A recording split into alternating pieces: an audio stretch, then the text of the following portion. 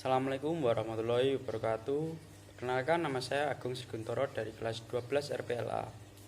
Dan pada kesempatan kali ini saya akan membagikan informasi terkait materi pada KD 3.10, yaitu menganalisis perencanaan produksi massal. Sebelum itu saya akan menjelaskan tentang pengertian produksi massal. Produksi massal terdiri dari dua kata, yaitu produksi dan massal. Produksi adalah kegiatan menambah nilai guna suatu benda atau menciptakan benda baru sehingga lebih bermanfaat dalam memenuhi kebutuhan. Sedangkan massal berarti mengikut sertakan atau melibatkan banyak orang. Sehingga produksi massal dapat diartikan kegiatan memproduksi barang tertentu yang sudah ditentukan standar spesifikasinya dalam jumlah yang besar melalui serangkaian operasi yang sama dengan produk sebelumnya. Nah, lanjut ke ciri-ciri produksi massal. Ciri-ciri produksi massal antara lain sebagai berikut. Yang pertama, produksi yang dihasilkan dalam jumlah besar. Yang kedua, biaya per unit rendah. Dan yang ketiga, bertujuan menguasai pasar. Yang keempat, dijual di pasar bebas. Yang kelima, hampir tidak ada variasi produk. Yang keenam, harus ada stok untuk memenuhi kebutuhan saat masa tunggu bila terjadi kelebihan produk atau overproduction. Kita lanjut ke kelebihan dan kekurangan produksi massal. Kelebihan.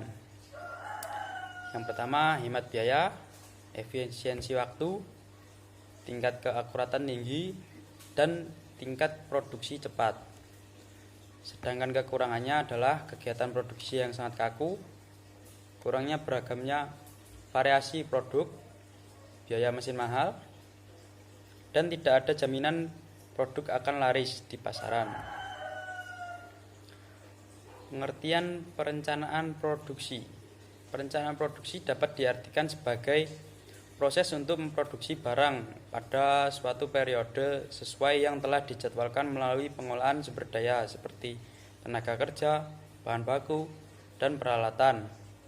Perencanaan produksi berguna untuk mengarahkan seluruh aktivitas rutin tenaga kerja. Kita lanjut ke ruang lingkup perencanaan produksi menurut Sukarya Simulingga tahun 2013. Perencanaan produksi meliputi kegiatan-kegiatan seperti A. Mempersiapkan rencana produksi. B. Membuat jadwal penyesuaian produk. C. Merencanakan produksi yang pengadaan bahan dari luar. D. Menjadwalkan proses operasi tiap unit. E. Menyampaikan jadwal pada pemesan. Kita lanjut ke tujuan dan fungsi perencanaan produksi. Yang pertama, tujuan perencanaan produksi yaitu meminimalkan biaya serta memaksimalkan keuntungan. Salah satu tujuan perencanaan produk massal yaitu meminimalkan biaya produksi yang memaksimalkan keuntungan. Dengan membuat perencanaan produk, maka akan dioptimalkan segala sesuatu yang dibutuhkan dalam proses produksi, seperti penyediaan bahan baku, tenaga kerja, dan yang lainnya. B. Memaksimalkan kepuasan pelanggan. Tingkat kepuasan pelanggan terhadap produk merupakan tujuan dari perencanaan. Semakin besar tingkat kepuasan. Terus fungsi dari perencanaan produksi adalah A. Menjamin rencana produksi dan pemasaran produk.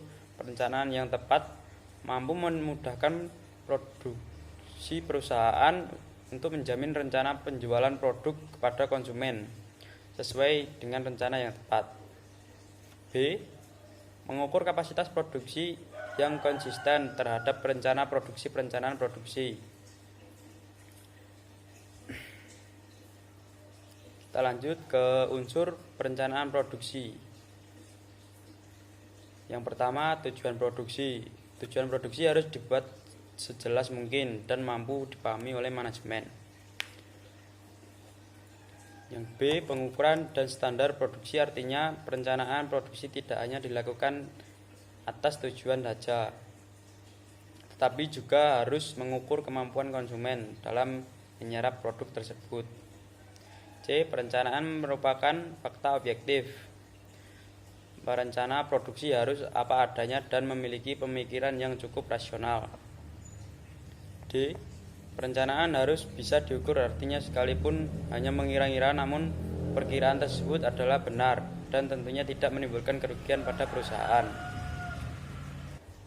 Sekian informasi dari saya, semoga bermanfaat dan bila ada salah kata mohon maaf. Wassalamualaikum warahmatullahi wabarakatuh.